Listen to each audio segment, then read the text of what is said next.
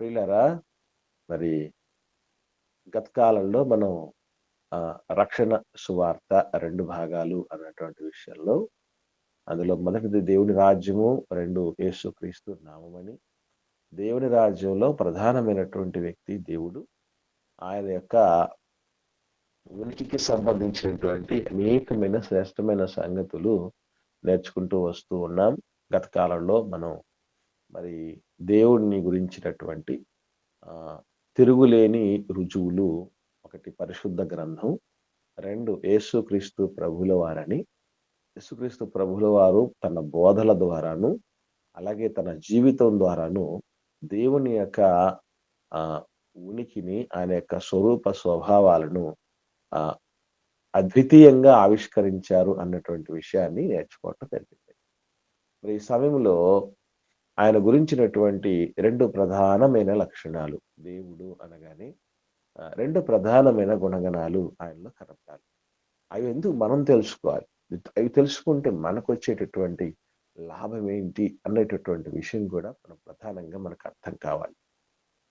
చూద్దాం. ముందుగా చాలా సందర్భాల్లో మనం చదివాం.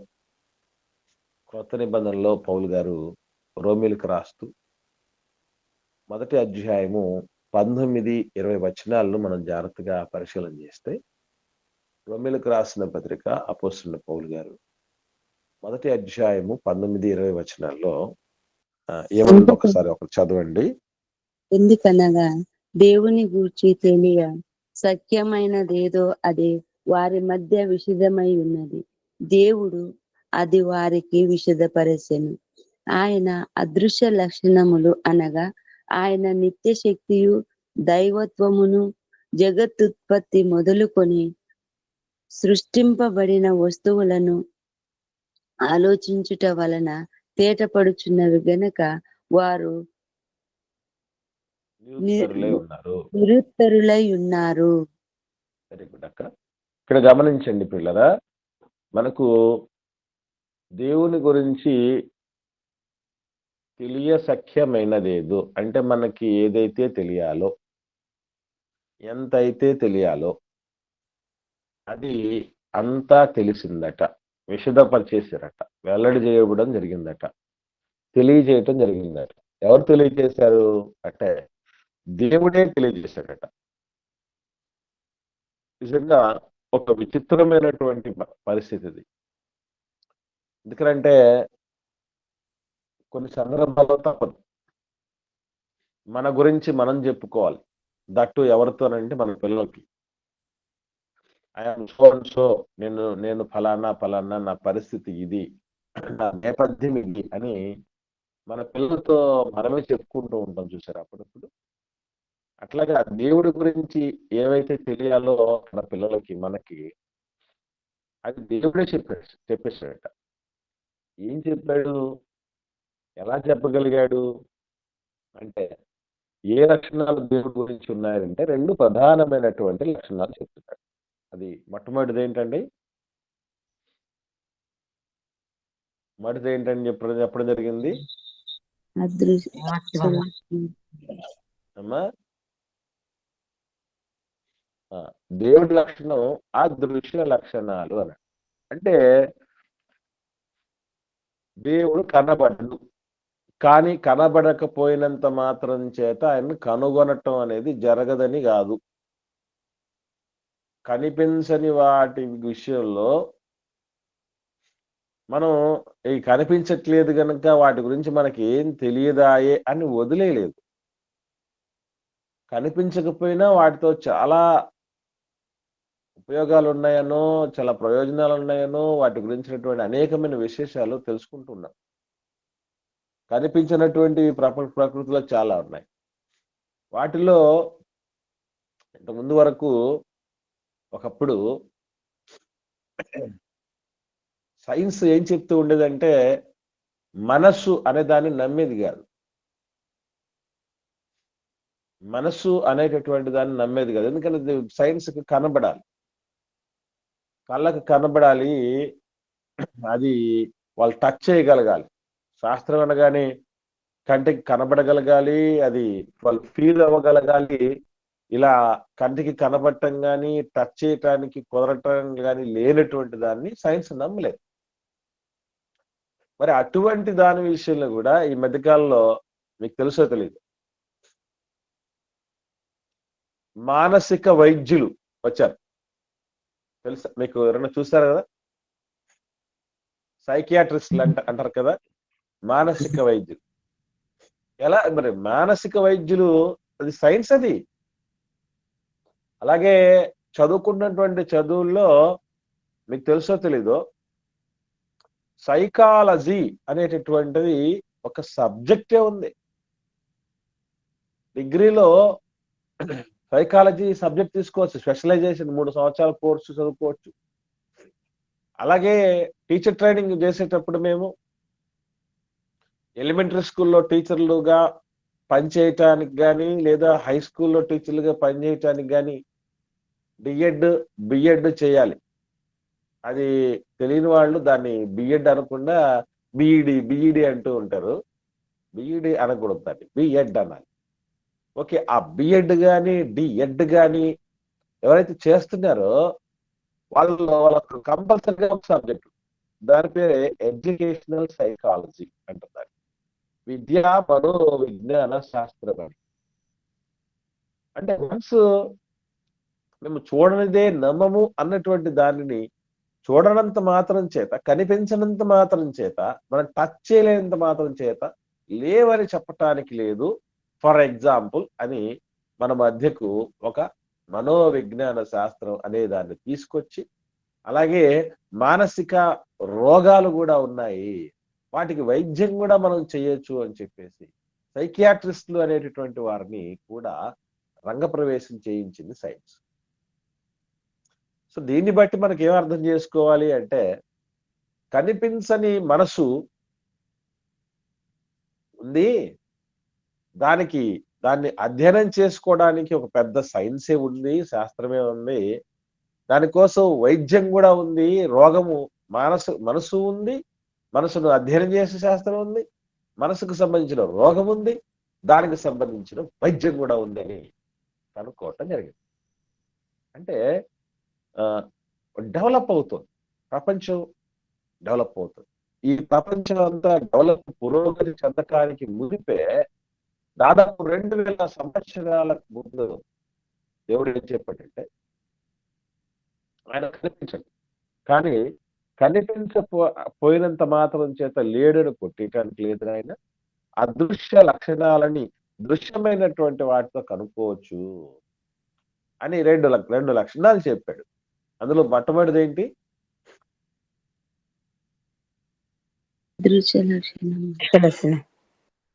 అదృశ్య లక్షణాలే రక్క. అదృశ్య లక్షణములు 2 రకాలుగా చెప్పడం జరిగింది. అక్కడే ఉంది, మీరు దాన్ని చదవండి ఒకసారి. మీరు నిత్య శక్తి దేవత్వము, అవి 2 లక్షణాలు. నిత్య శక్తి దేవత్వము అంటే ఈ 2 దారులలోనే చాలా చాలా రకాలైనటువంటి గుణాలు ఉన్నాయి. మళ్ళీ ఈ స్థూలమైన 2 వాటిల్లోనే, అంటే నిత్య శక్తి అంటే దేవుడు శక్తి లక్షణాలు కలిగినటువంటి వాడు. శక్తి లక్షణాలు దేవుడు కలిగి ఉన్నాడు అనేది, ఏ శక్తి లక్షణాలు ఉన్నాయి? అలాగే దేవుడు దేవత్వము అంటాడు. దేవత్వం అంటే ఏమిటది? దేవుని యొక్క తత్వము. తత్వము అనేటటువంటిది వ్యక్తిత్వానికి సంబంధించింది. అంటే వ్యక్తికి సంబంధించినటువంటి లక్షణాలు, ఆ వ్యక్తికి ఉన్న గుణగణాలకు సంబంధించిన లక్షణాలు తత్వము అంటారు. వాడి తత్వమే అంటారు. ఏమండి? మానవత్వం, దేవత్వం, దుష్టత్వం, ఇవన్నీ తత్వాలు. సో స్థూలంగా దేవుడికి 2 లక్షణాలు ఉన్నాయి. ఒకటి శక్తి లక్షణం, 2 వ్యక్తి లక్షణం, వ్యక్తిత్వ లక్షణం. అంటే దేవుడు ఎవరు అంటే ఏం చెప్తాం మనం? శక్తి ప్లస్ వ్యక్తి. ఒట్టి శక్తిని చెప్పినా తప్పే. ఆ విధంగా అయితే దేవుణ్ణి, ఈ ప్రకృతి అంతా శక్తులే కదా. ప్రకృతి అంతా శక్తే. మరి అలాంటప్పుడు ప్రకృతి దేవుడా? కాదు. కాదు. అలాగే దేవుడు వ్యక్తి మాత్రమే అన్నారు అనుకోండి, మానవులంతా వ్యక్తులే. అలాంటప్పుడు మానవులందరూ దేవుళ్ళ? ప్రకృతిలో శక్తి లక్షణాలు ఉన్నాయి, మానవుల్లో వ్యక్తి లక్షణాలు ఉన్నాయి. కేవలం ఒక్కొక్క లక్షణాలే కలిగి ఉన్నారు. అందుకే ప్రకృతిని గాని, ప్రకృతిలో గాని, మానవుడిలో గాని దేవుడిని చూడరాదు, వారిని దేవుడి కింద లెక్క వేయరాదు అనేది మనం గుర్తుపెట్టుకోవాలి. ఈ రెండు లక్షణాలు, వ్యక్తి లక్షణాలు, శక్తి లక్షణాలు రెండు కలిగిన వ్యక్తే దేవుడు అవుతాడు. ఇప్పుడు దేవుడికి ఉన్నటువంటి శక్తి లక్షణాల గురించి మనం తెలుసుకోవాలి. మీకు ఈ పాఠాలు ఇవి తెలుసుకోవటం వల్ల మనకు ఎంత మేలో విన్నప్పుడు మనకు బాగా అర్థం అవుతుంది. ఫర్ ఎగ్జాంపుల్, దేవుడు శక్తి లక్షణాలలో మొట్టమొదటి లక్షణం ఏంటంటే ఆయన సర్వశక్తివంతుడు. మూల భాషలో దీన్ని ఏమంటారంటే ఎల్ షద్దాయ్ అంటారు. ఎల్ షద్దాయ్ అంటే సర్వశక్తివంతుడు అని. శక్తిమంతుడు. సర్వశక్తివంతుడని దేవుడి గురించి తెలుసుకుంటే మనకేంటి లాభం? ఒకసారి చెప్పండి. దేవుడి గురించి సర్వశక్తివంతుడని తెలుసుకుంటే మనకేమిటి లాభం?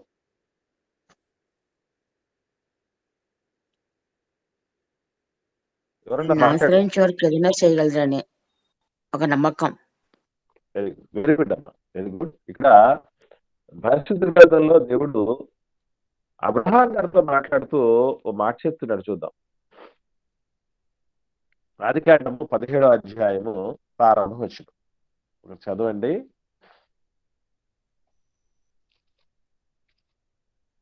ఆదికాండము 17వ అధ్యాయము ప్రారంభ వచనం.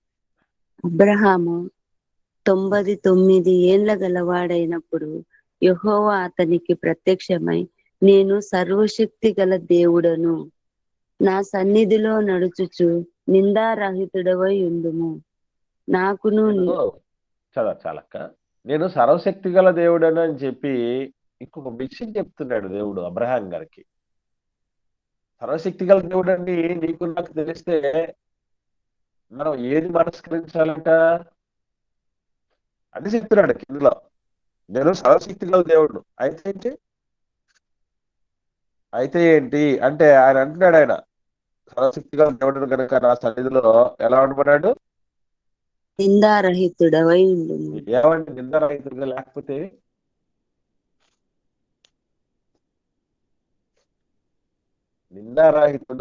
నిందారహితుడుగా ఉందని చెప్పటానికి, సర్వశక్తుడు అని దేవుడు చెప్పటానికి ఉన్న లింక్ ఏంటి? దాన్ని ఎలా మనం అర్థం చేసుకోగలం చెప్పండి. నింద లేనివాడుగా.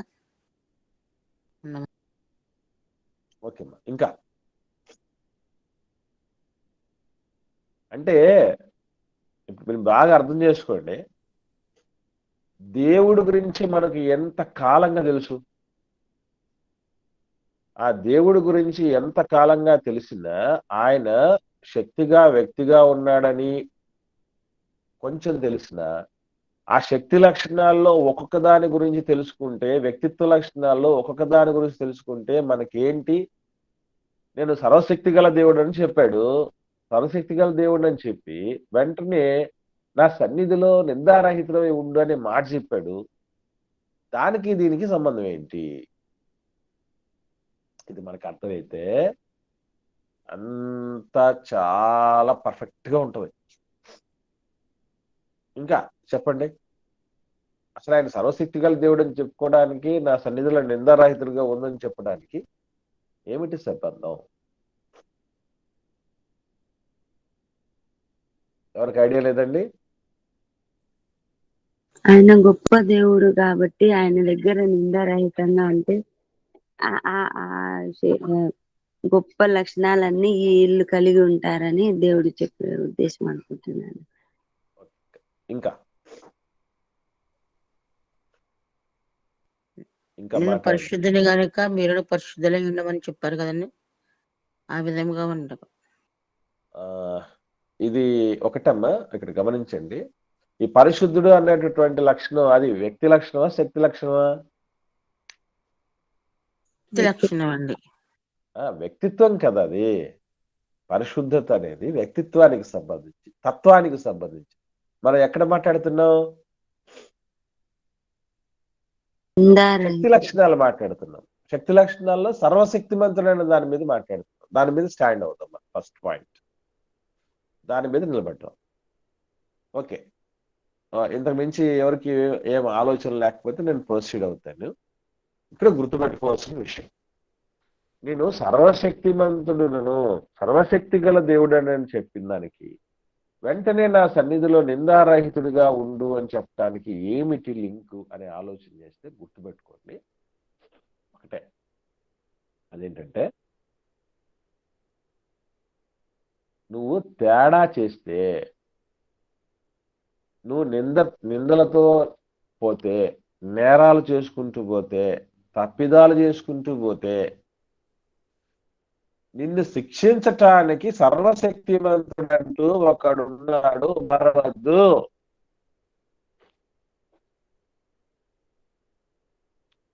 నేను సర్వశక్తి గల దేవుడను, నా సన్నిధిని నిందారహితుడిగా ఉండు. లేకపోతే నిందారహితుడిగా లేకపోతే ఆయన మనల్ని శిక్షించగలిగినటువంటి సర్వశక్తిమంతుడు. అంటే దేవుడి వ్యక్తి లక్షణాలు తెలుసుకున్న ప్రతిసారి, మరి ముఖ్యంగా సర్వశక్తిమంతుడు అని చెప్పేటప్పుడు మనం ఎప్పుడు ఒకటే కోణంలో చూస్తాం. ఏమని? ఒకవైపు అది కరెక్టే, ఆయనకు అసాధ్యమైనది ఏదీ లేదు, ఎందుకంటే ఆయన సర్వశక్తిమంతుడు. పాట కూడా మనం లేటెస్ట్ గా చెప్పాం కదా, మాట్లాడుకున్నాం కదా, ఏదైనా చేయగలడు, ఏదైనా చేయగలడు, కథ మొత్తం మార్చగలడు అనేటటువంటిది ఆయన శక్తి లక్షణానికి సూచన. మనకు తెలుసు కదా, ఎర్ర సముద్రం దగ్గర కథ మొత్తం మార్చేశాడు, కాన్పు పీటల దగ్గరే కథ మొత్తం మార్చేశాడు. ఎన్ని చూడలేదు? అసలు జబ్బు పెట్టిలో పెట్టి మోషే గారిని అలా వదిలేసినప్పుడే కథ మొత్తం మార్చలేదు దేవుడు. అంతే అయిపోయింది. కాబట్టి ఆయన సర్వశక్తిమంతుడంటే ఏ ప్రతికూలతలైనా, ఏ అసాధ్యాలనైనా సుసాధ్యాలను చేయగలిగినటువంటి శక్తిమంతుడు అని, అది పాజిటివ్ వేలో మాత్రమే మనకు తెలుసు. పాజిటివ్ లో మాత్రం తెలుసు. అందున మరలా ఏదైనా చేయగలను అంటే ఎంతవరకు ఉన్నా ఈ భూమి మీద ఏదో ఒకటి చేసేస్తాడు అనేది వరకు మాత్రమే ఉంటుంది తప్ప, ఈ భూమి మీద జీవితం అయిపోయిన తర్వాత కూడా ఆయన చేయగలిగేవి ఉన్నాయి, అవి మర్చిపోయినాం, అవి మనం గుర్తించలేదు. అది పాజిటివ్ కోణంలో. అయితే ఇక నెగిటివ్ విషయంలో ఆలోచన చేస్తే, ఏ తేడా జరిగినా ఆయన నిన్ను శిక్షించటానికి లోకంలో చట్టాలు లేకపోవచ్చేమో, ముందుకు రాలేకపోవచ్చేమో, భయపడొచ్చేమో, పెద్దలు నిన్ను శిక్షించలేకపోవచ్చేమో, నేరాలు చేసుకుంటూ పోతే, పాపాలు చేసుకుంటూ పోతే, తప్పిదాలు దోషాలు చేసుకుంటూ పోతే, కానీ నేను మాత్రం సర్వశక్తి గల దేవుడను నాయన, ఖచ్చితంగా నువ్వు నిందారహితుడిగానే ఉండాలి. లేదంటే నువ్వు విశ్వాసులకు తండ్రి అయినా నిన్ను వదిలిపెట్టేది లేదు, నాకు స్నేహితుడైనా నిన్ను వదిలేసలేదు, నువ్వు ఆశీర్వాదంగా ఉండినవాడివైనా, నువ్వు అనేక జనములకు తండ్రి అయినటువంటి పరిస్థితి ఉన్నప్పటికీ కూడా నేను వదిలిపెట్టాను. ఒక్క మాటలు చెప్పాలంటే, జాగ్రత్త, జాగ్రత్త. దేవుడు సర్వశక్తి కలిగినటువంటి వాడని చెప్పడానికి అభయం ఒకటే కాదు, అభయం ఒకటే కాదు, నేనున్నాను అని అభయం ఇవ్వటం ఒకటే కాదు, నేనంటూ ఒకనున్నాను, జాగ్రత్త, ఒళ్ళు జాగ్రత్త పెట్టుకో అని చెప్పటానికి కూడా దేవుడు సర్వశక్తిమంతుడు అనేది వాడాలి. ఆయనకున్న శక్తి ఎంతటిది అని అంటే, సొదొమ గొమొర్రా పట్టణాలను ఇప్పటికీ నేలమొలకలే రాకుండా నాశనము చేయగలిగినంత శక్తి. నెగటివిటీతో ఆలోచన చేస్తే, మహామహా ప్రపంచాలను ఏలినటువంటి రాజ్యాలను ఏం చేశాడండి దేవుడు? బబులోను సామ్రాజ్యాన్ని, శిరస్సు అయినటువంటి మేలిమి బంగారైనటువంటి సామ్రాజ్యాలు, రాజులకు రాజా నువ్వు రాజులకు రాజువై ఉన్నావు అని నెబుకద్నెజరు వైభవాన్నితో కూడినటువంటి వాటన్నిటిని ఏం చేయించాడు? చక్రవర్తి విర్రవీగితే గడ్డి తినిపించాడు. అది ఆయన సర్వశక్తి.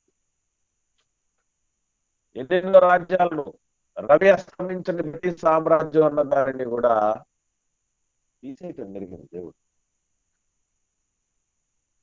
ఆయనకున్న శక్తి అలాంటిది. అంతటితో కాదు, ఇంకా చెప్పాలంటే ఆయన ఏం చేయగలడు అని అంటే, ఈ రాళ్ల వలన అబ్రహాముకు సంతానము కలిగించగలడు అని కూడా మనం విన్నాం యోహాను గారి మాటల్లో. మృతతుల్యమైనటువంటి స్థితిలో ఉండిందంట అబ్రహాము గారికి దేవుడు సంతానం ఇచ్చే సమయానికి. అది పాజిటివిటీ.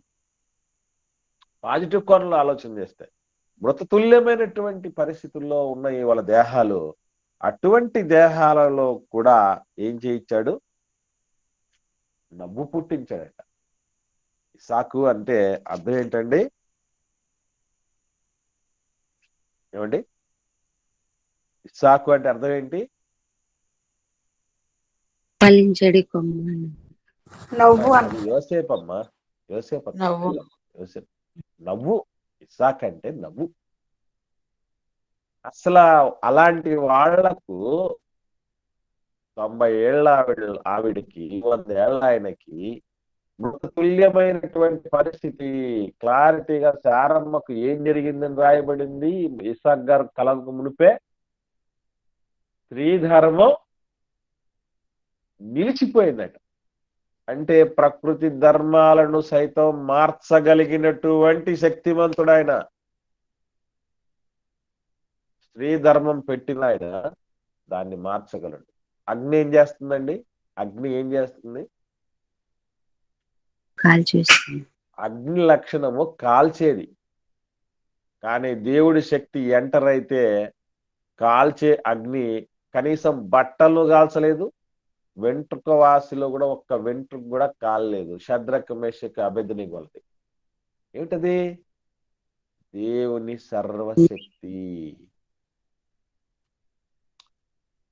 అంటే రేపు మనకు ఏదైనా ఒక సంకటం, ఇరుకు, ఇబ్బంది వచ్చినప్పుడు మనకు ఏమని ఉండాలంటే,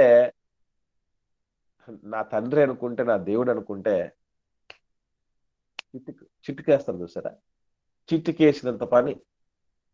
మన ప్రాబ్లం ఆయన క్లియర్ చేయాలి ఆయన ఎంటర్ అయితే చిట్టుకేసినంత పని.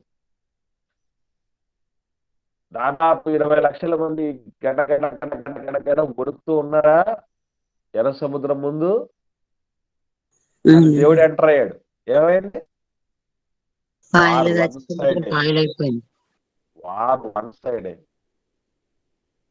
దేవుడు ఎంటర్ అయితే వారు వన్ సైడ్ అయిపోతుంది అంతే. అది ఆయన సర్వశక్తి.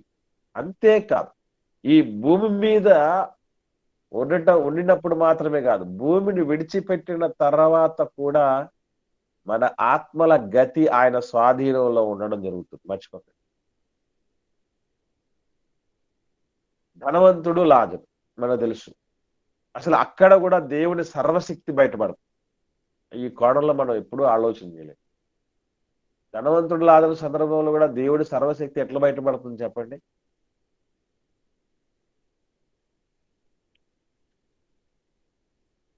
ఎలా బయటపడిందండి?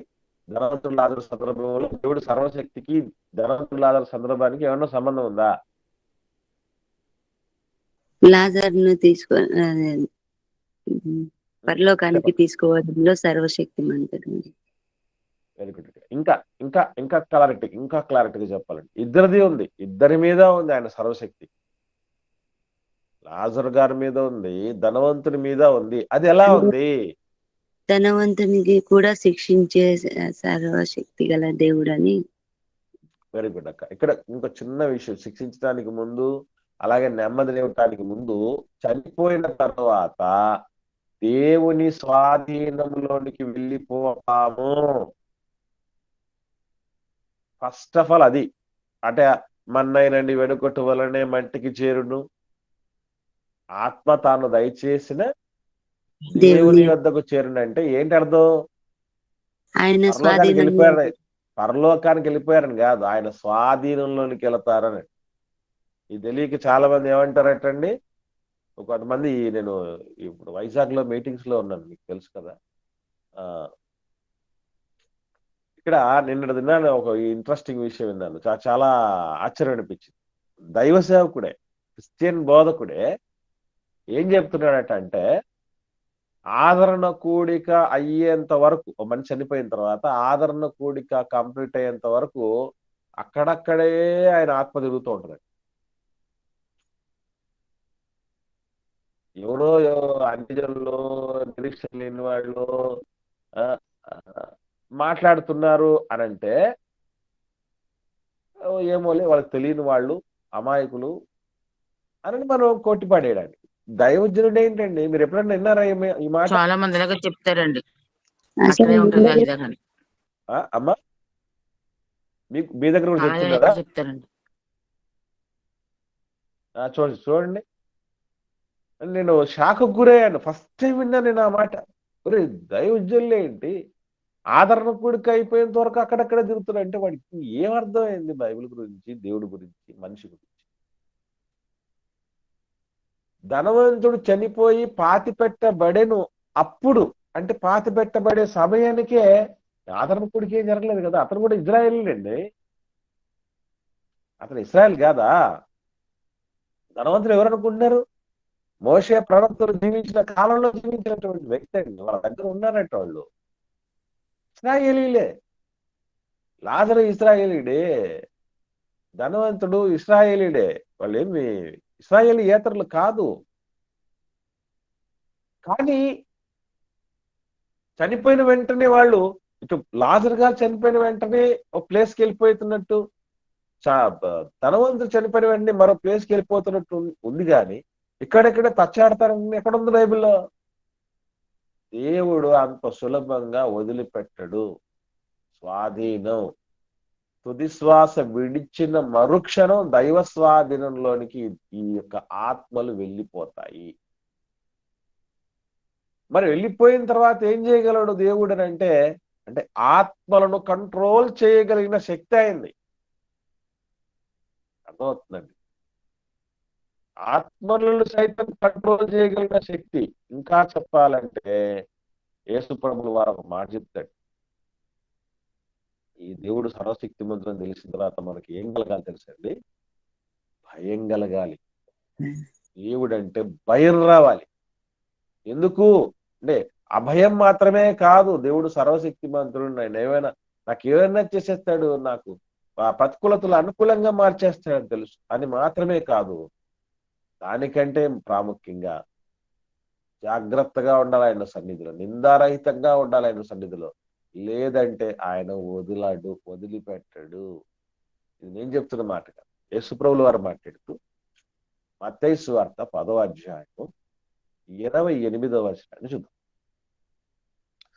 మత్తయి సువార్త 10వ అధ్యాయము 28వ వచనం ఏమన్నది చూడండి.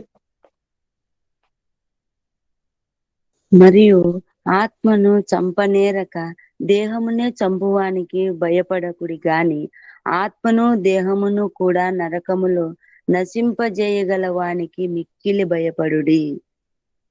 దేవుడికున్న శక్తి ఎలాంటిదటండి? దేహమును కూడా, ఆత్మ దేహమును రెండింటిని మనకు ఆత్మ గురించి తెలిసిన సంగతి ఏంటి? ఆత్మను నాశనం ఎవరు చేయలేరు, ఆత్మ నాశనం కాదు కదా. అది నీళ్ళలో మనం ముంచేయలేము దాన్ని, అగ్నిలో మనం కాల్చజాలము దాన్ని అని రకరకాలుగా చెప్తూ ఉంటారు చోట్ల కూడా. అది నీకు నాకు మనకు శాఖ కాదు అది. కానీ దేవుడు ఏం చేయగలడటండి? ఆత్మను సైతం నరకములో నశింపచేయగలిగిన శక్తి కలిగిన వాడు.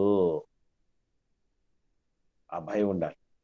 అంత మాత్రమే కాకుండా ఒకవేళ నిజంగా మనం అభయంతో ధైర్యంతో, నిశ్చయతతో దేవుడు సర్వశక్తిమంతుడు అనేటటువంటిది ఏదైతే ఉందో అది పాజిటివ్ గా ఆలోచించేటప్పుడు కూడా కేవలం భూమి వరకు మాత్రమే కాదు, భూమి మీద ఉన్నటువంటి పరిస్థితుల వరకు మాత్రమే కాదు, దీని తర్వాత కూడా మనకు చాలినవాడు.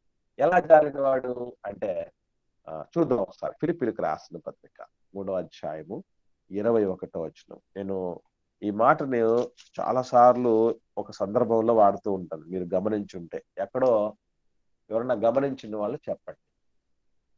ఫిలిప్పీయులకు రాసిన పత్రిక 3వ అధ్యాయం చివరి వచనం 21వ వచనం. సమస్తమును తనకు లోబరుచుకొన జాలిన శక్తిని బట్టి ఆయన దీన శరీరమును తన మహిమగల శరీరమునకు సమరూపము గల దానికి దానిగా మాటను మార్చును. ఎక్కడ వాడుతూ ఉంటారో గుర్తుందా మీకు? ఎవరికైనా ఎవరన్నా గమనించారండి?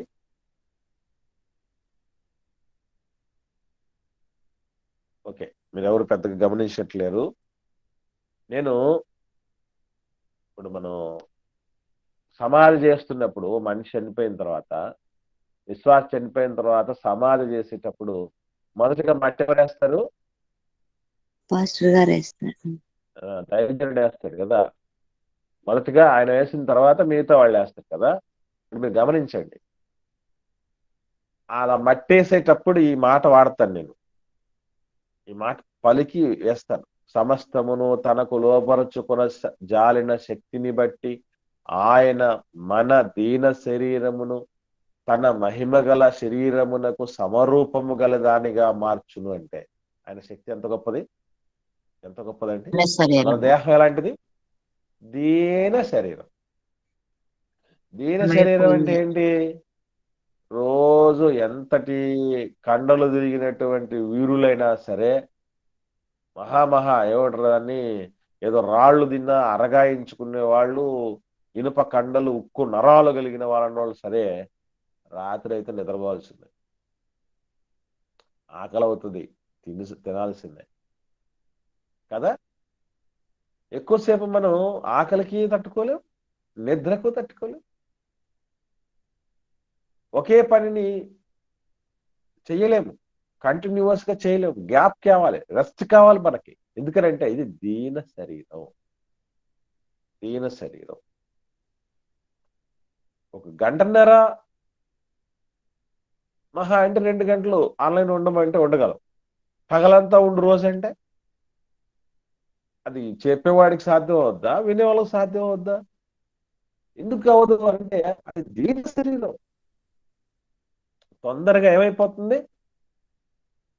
సిక్ అయిపోతుంది, అలసిపోతుంది. అందుకే అన్నాడు యేసుప్రభువు ఒక మాట, ఆత్మ సిద్ధమే కానీ శరీరము బలహీనం శరీరం. ఇలా దీన శరీరాన్ని సైతం మహిమగల శరీరంగా మార్చగల సర్వశక్తిమంతుడు ఆయన. అంటే భూమి దాటిన తర్వాత కూడా మనకు ఆయన సర్వశక్తి కావాలి. దేవుడు సర్వశక్తివంతుడని తెలుసుకుంటే ఇన్ని లాభాలంటే, ఒకటి, తేడా జరిగిస్తే,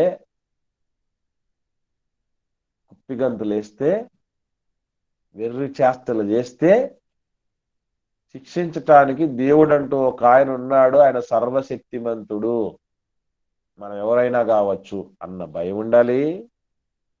దాంతో పాటు ఇంకా చెప్పాలంటే ఈ శిక్షణతో ఏ శిక్ష ఎవరికి ఇచ్చేది అంటే ఆత్మను సైతం నరకంలో నశింపజేయగలిగిన సమర్థుడు ఆయన.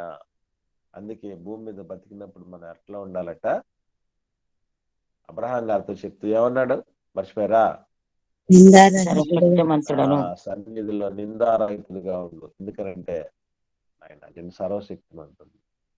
నువ్వు నిందలకు ఆస్పదంగా బతికేవనుకో, ఇది నేను అబ్రహాం గారికి ఆ వార్నింగ్ వచ్చిందంటే నీలాంటి వాళ్ళు నాలాంటి వాళ్ళకి ఎన్నిసార్లు చెప్పిండొచ్చు దేవుడు, చెప్పండి. అబ్రహాం గారి స్థానంలో మీలాంటి వాళ్ళు నాలాంటి వాళ్ళు ఉండింటే ఎన్నిసార్లు నిందారహితంగా బతుకని చెప్పుంటాడు. గమనించండి. అందులో నిందలు మనుషులు పెట్టే నిందలు చాలా ఉండొచ్చు, కానీ దేవుడు నింద మోపే పరిస్థితి వరకు మనం రాకు, జాగ్రత్త పడాలి. అది ఒకవైపు పాపం చేయకుండా, పాపం చేస్తే శిక్షించే దేవుడు ఒక ఆయన ఉన్నాడు, సర్వశక్తి గల దేవుడు అని మనం పాపానికి దూరంగా బతకటానికి పనిచేసేదైతే ఆయన లక్షణం ఇది. రెండవది పాజిటివ్ కోణంలో ఆలోచన చేస్తే ఏ సంకటానికైనా మనకు చాలిన మన దేవుడు ఉంటాడు. ఆయన ఏమైనా చేయగలడు. ఎంతవరకు అంటే ఈ భూమి మీద భూలోక యాత్ర ముగించిన తర్వాత, చనిపోయిన తర్వాత కూడా మన దీన శరీరాన్ని మహిమగల శరీరంగా మార్చి మహాలోకానికి తీసుకెళ్లి సదాకాలం ఆకలి దప్పులు లేకుండా, మరణం అనేది లేకుండా చేయగలిగినటువంటి సమర్థుడు ఆయన. అంటే మన దేవుడి గురించి ఈ లక్షణాలు తెలుసుకోవటం మనకు ఎంత మంచిదండి. ఏదో కాలం అలా పోగొట్టుకున్నాం ఇప్పటిదాకా. ఇవన్నీ ఇలాగ తెలియటం వల్ల మనకు ఏమి లాభమో అనేటటువంటి విషయం మనకు అర్థమైతే, అందుకేనండి దేవుడి గురించిన జ్ఞానం అందరికీ తెలియాలి. రండి మన దేవుడైన యెహోవాను గురించి తెలుసుకున్నట్టుకు వెళుదము అని పిలుపుని ఇవ్వటం అనేది జరిగింది. ఊరికే కాదు, ఆయన గురించి తెలుసుకుంటే మనం బాగుంటామండి. ఎంత బాగుంటామంటే, మీకు చిన్న ఎగ్జాంపుల్ చెప్తాను. అది రెండవ లక్షణం దగ్గర కూడా వచ్చేసిన తర్వాత ఇంకా బాగా అర్థం అవుతుంది. ఇది సర్వ శక్తిమంతుడు అనేటటువంటి శక్తి లక్షణాల్లో ఒకటి.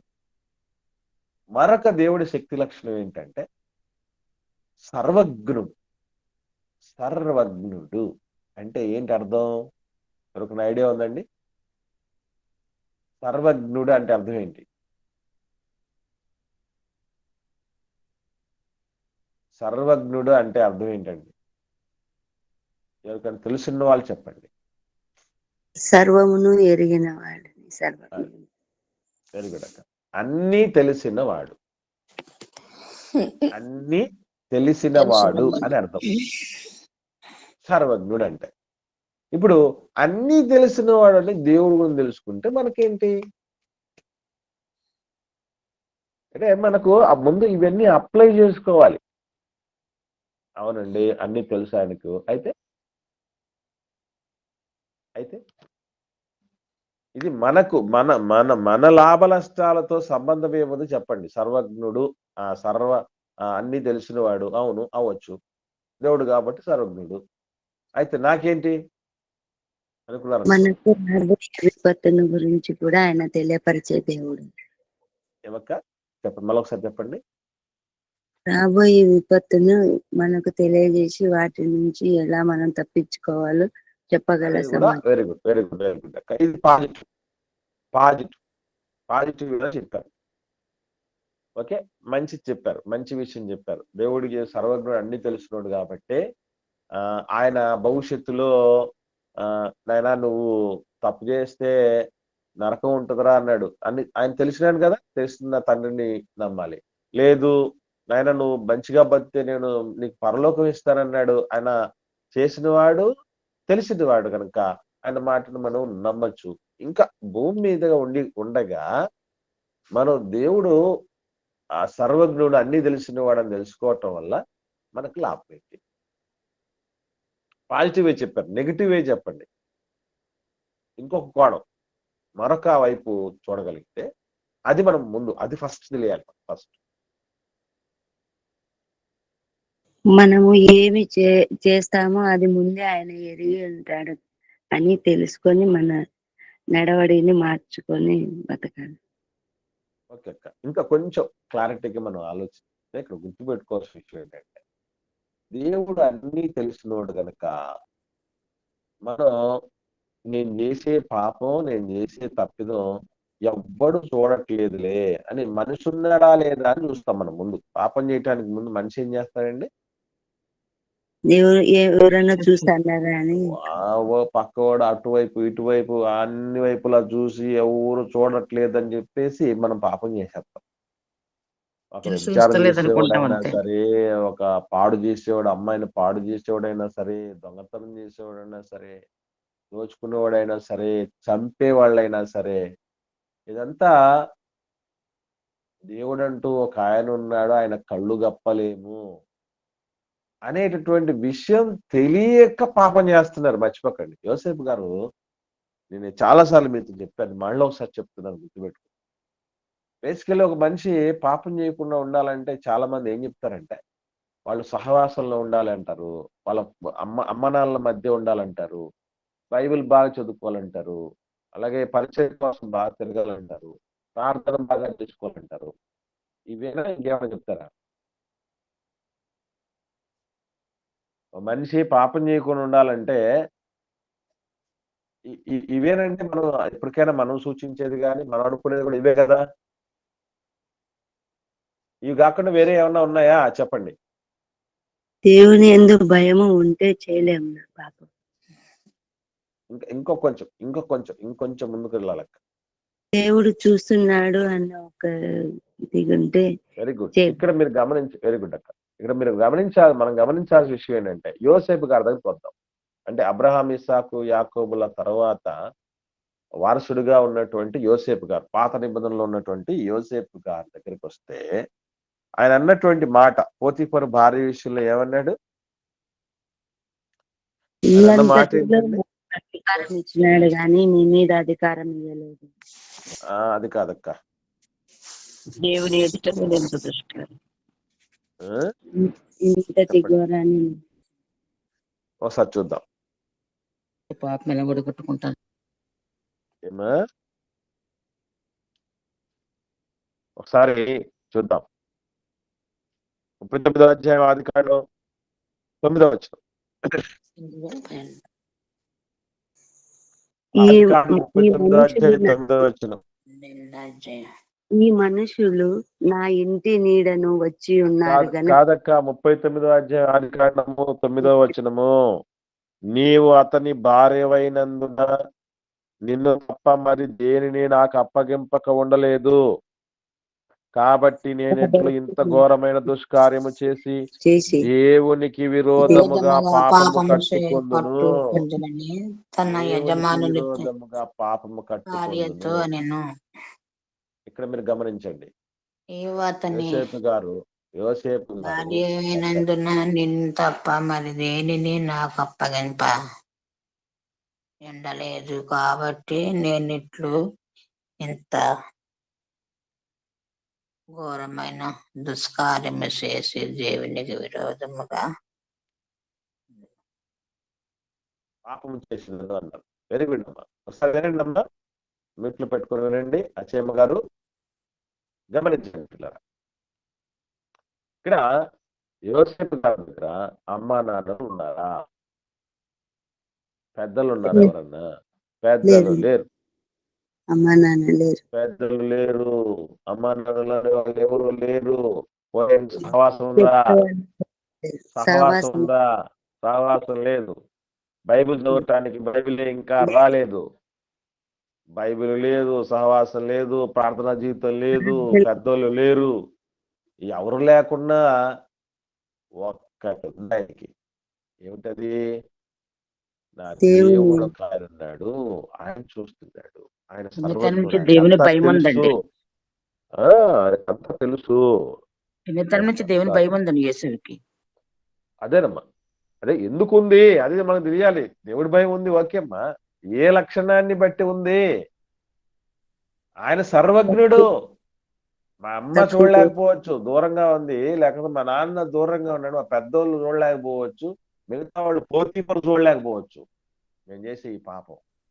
కానీ తెలుసుకుంటాడు. తెలిసిన దేవుడు ఒక ఆయన ఉన్నాడు. ఆయన సర్వజ్ఞుడు.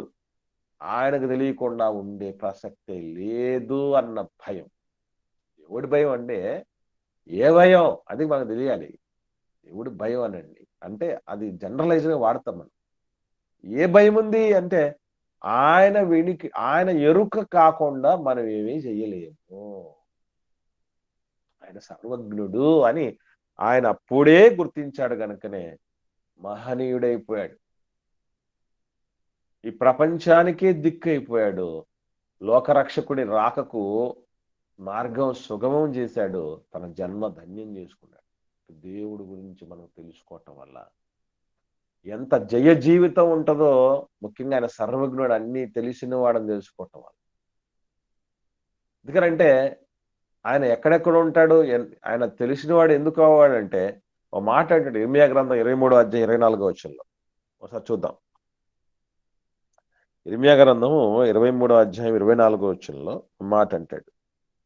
ఏమని చూడండి. యెహోవా సెలవిచ్చిన మాట ఏదనగా, నాకు కనబడకుండా రహస్య స్థలములలో దాచగల వాడెవడైనా కలడా? నేను భూమి ఆకాశముల యందంతటనున్నవాడను కానా? ఇదే యెహోవా వాక్కు. చూడండి, నాకు కనబడకుండా రహస్య స్థలములలో దాగగలిగిన వాడు ఎవరైనా ఉన్నారు? రహస్య స్థలాల్లో దాక్కుని ఉంటే, ఇప్పుడు ఒసామా బిన్ లాడెన్ బంకర్స్ లో దాక్కుని ఉంటే అమెరికా వాడికి తెలియకపోవచ్చు. కానీ ఎక్కడ నక్కాడో, ఎక్కడ దాగాడో, పిన్ టు పిన్ అన్ని తెలుసు ఆయనకి. మనం ఏమనుకుంటాం, ఎవరికీ తెలియకుండా ఉందంటే మనుషులకు తెలియకపోతే దేవుడికి తెలియదు అనుకుంటాం. ఈ విషయం మీరు గమనించండి. కయీను అంత యథేచ్ఛగా అంత పాపం ఎందుకు చేయగలిగాడు చెప్పండి? దేవుని భయం లేకన. ఇంకా ఇంకా మీరు మరలా ఇంత ముందు కూడా చెప్పాను నేను. మీరు జనరల్ గా మనం మరి చెప్పకూడదు, పర్టికులర్ గా చెప్పాలి అని చెప్పాను. ఎవరు చూడలేదులే. నీ తమ్ముడు ఎక్కడా అని అడిగితే దేవుడు నీ తమ్ముడు ఎక్కడా అని అంటే ఏమన్నాడండి? నేను కావలివాడను. నేను ఎరుగను, నాకేం తెలుసు అంటే ఏంటి అర్థం? దేవునికి తెలియదులే. నేను ఎవరికి తెలియకుండా నేను ఆ పని గాని చేశాను, నేను చెబితే తప్ప ఎవరికి తెలియదు, నేను చెప్తే తప్ప ఎవరికి తెలియదు అన్న ఆలోచనలో ఉండిపోయాడు, దెబ్బైపోయాడు. అంటే దేవుడి శక్తి లక్షణాలలో ఆయన సర్వజ్ఞుడు అని తెలుసుకోకపోతే పరిస్థితులు ఏమవుతారంటే మానవుడు నరహంతకుడు కూడా అయిపోవటానికి వెనకాడడు. ఎందుకంటే భయం లేదు కదా, భయం లేదు, నేను జాగ్రత్తలు తీసుకొని చేస్తాను ఏ నేరమైనా ఏ ఘోరమైనా, కాబట్టి నన్నెవడూ పట్టుకోలేడు అనుకుంటాడు. కానీ నీ తమ్ముడిని చంపేసింది నాకు తెలియదు అనుకుంటున్నారా? నీ తమ్ముడి రక్తం స్వరం నాకు మొరపెడుతుంది, నువ్వు దొరికిపోయావు. ఆదాము హవ్వలకు తెలియకపోవచ్చు, కానీ దేవుడికి తెలియకున్నట్లు. కాబట్టి మనం ఎవరి దగ్గరైనా కుప్పిగంతులు వేయచ్చు, ఎవరెవరినైనా కవర్ చేస్తూ మనం మహా భక్తులమని వేషంలో బతకచ్చేమో, వేషధారంలో. దేవుడి దగ్గర అవన్నీ కుదరవు, ఆ పప్పులు ఉడకవు. గమనించండి, ఏం చేస్తున్నా ఆయన చూస్తున్నాడు. ఎవరికి తెలియదు. అదేనమ్మా, యెహోవా కన్నులు ప్రతి స్థలము మీద ఉన్నాయి. ఒకసారి చూద్దాం. సామెతల గ్రంథం 15వ అధ్యాయం 3వ వచనంలో ఏమన్నా చూడండి. సామెతల గ్రంథం 15వ అధ్యాయం 3వ వచనం. యెహోవా కన్నులు ప్రతి స్థలము మీద నుండును, చెడ్డవారిని మంచివారిని అవి చూచుచుండును. అందరినీ చూస్తుంటే మనం అనుకుంటూ ఉంటాం, ఎవరు నన్ను పట్టించుకోవట్లేదు, నా ప్రేమను పట్టించుకోవట్లేదు, నా త్యాగాన్ని పట్టించుకోవట్లేదు, నాకు నేను చేసినటువంటి సాయాన్ని ఎవరు పట్టించుకోలేదని మనల్ని కూడా బాధపడుతూ ఉంటాం. కానీ అది కూడా మంచిది కాదు. చూసే దేవుడు ఉన్నాడు. ఆయన పేరే ఏం పేరు? చూచుచున్న దేవుడు. చూచుచున్న దేవుడు, ఫలమిచ్చే దేవుడు, వినే దేవుడు, పలికే దేవుడు అన్నుంటే వాడెవడో పట్టించుకోలేదు, వీళ్ళెవరో పట్టించుకోలేదు.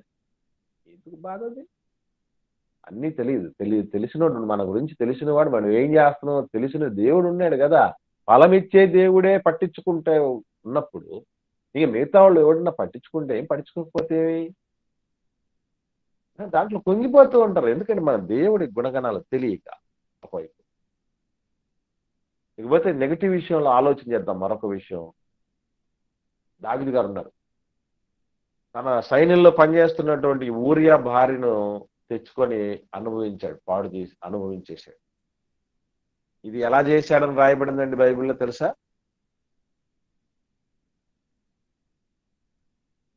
దావీదు గారు దీన్ని ఎలా చేశాడని రాయబడింది తెలుసా మీకు? ఎవరు మాట్లాడట్లేదు. దావీదు గారు ఈ కార్య చూడలేదని పని చేశాడు. రాజుని కూడా చెప్తాడులే. తెలియదు ఏమనుకున్నట్ట అనుకుంటున్నాడండి ఆయన చేసే పని. నేను రాజుని కదా పొందుతాడు. రాజును అనుకోని దానికంటే ఇంకొక మాట ఉంది, చూద్దాం. సమూయేలు 2వ గ్రంథం 12వ అధ్యాయము 12వ వచనం. సమూయేలు 2వ గ్రంథము 12వ అధ్యాయము 12వ వచనము. పగటి యందు వాడు వారితో శయనించును. నీవు ఈ కార్య రహస్యముగా చేసితివి గాని ఇశ్రాయేలీలందరూ చూచుచుండగా పగటి యందే నేను చెప్పిన దానిని చేతును అనెను. ఏమండి ఎలా చేశాడటండి దావీదు గారు? ఎలా చేశాడట కార్యం? ఇశ్రాయేలీలందరూ చూచుచుండగా కాదు అంటే వచనం చక్కగా చూడట్లేదు మీరు. దావీదు గారు ఆ కార్యం ఎలా చేశాడు? రహస్యంగా చేశాడు. నీవు ఈ కార్యము రహస్యంగా చేస్తూ అని లేదండి. నీవు ఈ కార్యము రహస్యంగా చేసితివి గాని ఇశ్రాయేలీలందరూ చూచుచుండగా పగటి యందే నేను చెప్పిన దానిని చేతునని. అంటే చేసావు, నువ్వు చేసిన పని అందరికి తెలిసేలా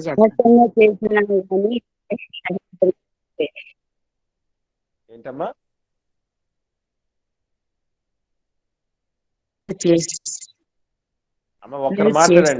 నువ్వు చేసిన పని ఎవరికి తెలియదు, నువ్వు రహస్యంగానే చేసావు, కానీ నువ్వు చేసిన పని అందరికి తెలిసేలాగా నీకు శిక్ష విధిస్తావు అనుకున్నాడు. అది కాదమ్మా అక్కడ విషయం ఏంటంటే, నీకు పనిష్మెంట్ ఎట్లా ఇస్తానంటే, నీ కుటుంబంలోని వాడే నీ ఇంట్లోని స్త్రీలను పట్టపగలే పాడు చేస్తాడు. నువ్వు దీన్ని రహస్యంగా చేసావు, కానీ నీకు పనిష్మెంట్ మాత్రం అందరూ చూస్తుండగానే పనిష్మెంట్ ఇస్తాను నీకు అని చెప్పిన నేను చెప్పిన దానిని చేయింతున్నా నేను. అది అంటే దావీదు గారు రహస్యంగా చేసి ఎవరికి తెలియదులే అనుకున్నాడు. కానీ వెంటనే దేవుడు నాతాను ప్రవక్తను పంపించేశాడు. ఆయన తప్పి ఏం చేయ భూమి నా పాదపీఠం అన్నాడు. ఆకాశమే ఆయన సింహాసనం అయితే ఆయన కళ్ళు ఎక్కడ ఉన్నాయి? దాన్ని ఎవరండి కప్పగలిగిన వారు? ఈ పాజిబులే కాదండి. తర్వాత అననీయ సప్ఫీరాలు ఉన్నారు, దాచుకున్నారు కొంత. వాళ్ళిద్దరికి మాత్రమే తెలుసు అనుకున్నారు. అలా దాచుకున్నది వాళ్ళకు మాత్రమే తెలుసు అనుకున్నారు. ఇంకెవ్వరికి తెలియదు అనుకున్నారు. వచ్చి ఇద్దరు అబద్ధం చెప్పారు, ప్రాణాలు కోల్పోయారు. ఏ రోజు జతపరచబడ్డారో ఆ రోజే చచ్చిపోయారు ఇద్దరు కలిసి. ఎందుకనంటే దేవుడి దగ్గర దాచగలం మనం. ఏమండి, చాలా మంది దగ్గర దాచచ్చు, మా దగ్గర ఏమీ లేదండి అని ఎవరెవరి దగ్గర చెప్పచ్చు. దేవుడి దగ్గర దాచగలం. నీ దగ్గర నా దగ్గర ఏముందో, ఎంత ఉందో, ఏం పరిస్థితి అని తెలియదేంటి అని తెలుసు. అన్నీ ఉన్నా ఏమి లేనలో అని చెప్పుకుంటాం కొంతమంది కదా. అది తెలుసు ఆయనకి. ఏమీ లేకుండా అన్నీ ఉన్నట్టు గాంభీర్యం ప్రదర్శిస్తూ ఉంటాం, అది తెలుసు ఆయనకి. ఆయన సర్వజ్ఞుడు. ఎవరి దగ్గర వేసిన వేషాలు దేవుడి దగ్గర పొరపాటును కూడా మనం వేయకూడదు.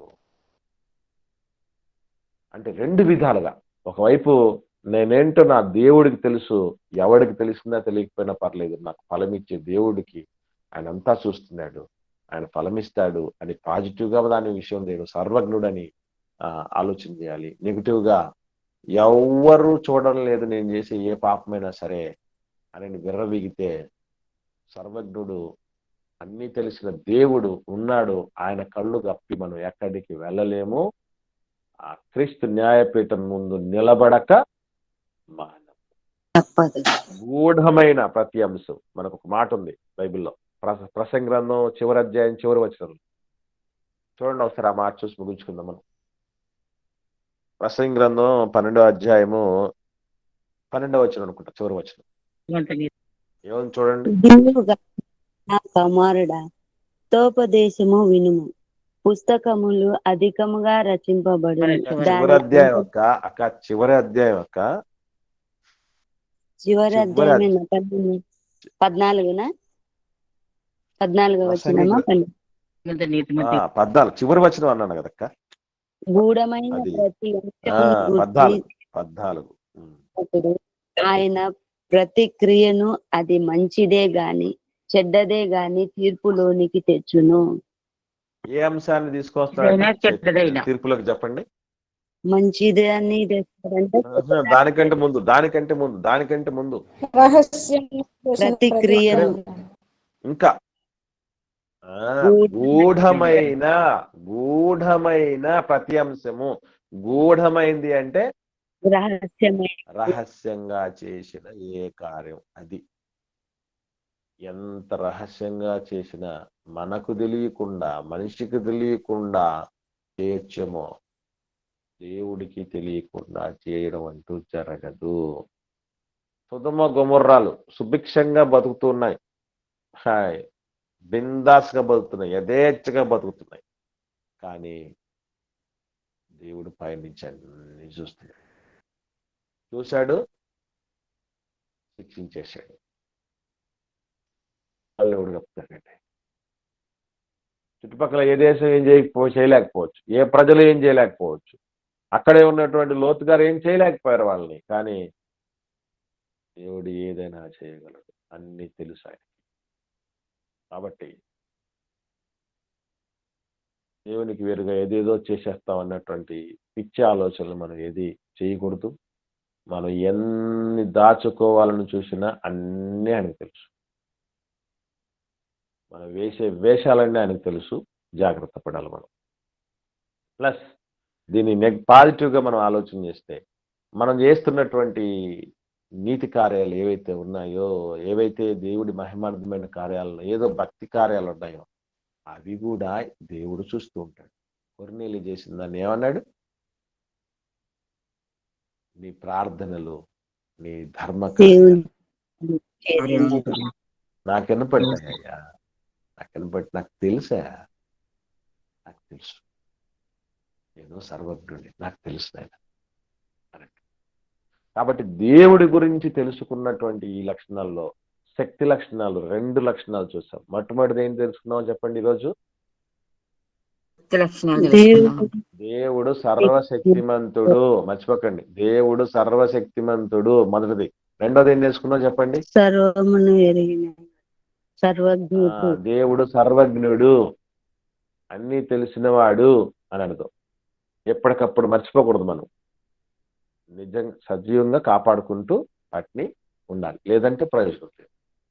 ఓకే అండి. ఈ 2 లక్షణాల గురించి విన్నటువంటి ఈ పాఠంలో ఎవరికైనా ఏమన్నా సందేహాలు ఉంటే అడగండి, లేకపోతే ఒక ప్రార్థన చేయండి, మనం ముగించుకుందాం.